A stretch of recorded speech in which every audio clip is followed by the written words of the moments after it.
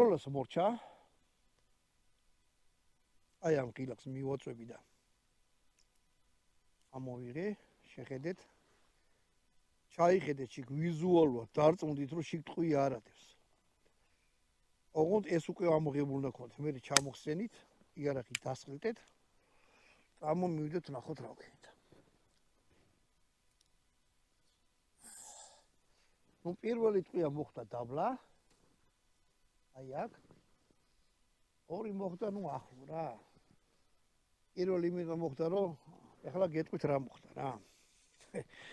აი მჭიდი ამოღებული მაქვს. ამას ჯიბეში ჩავიდებ და გეტყვით.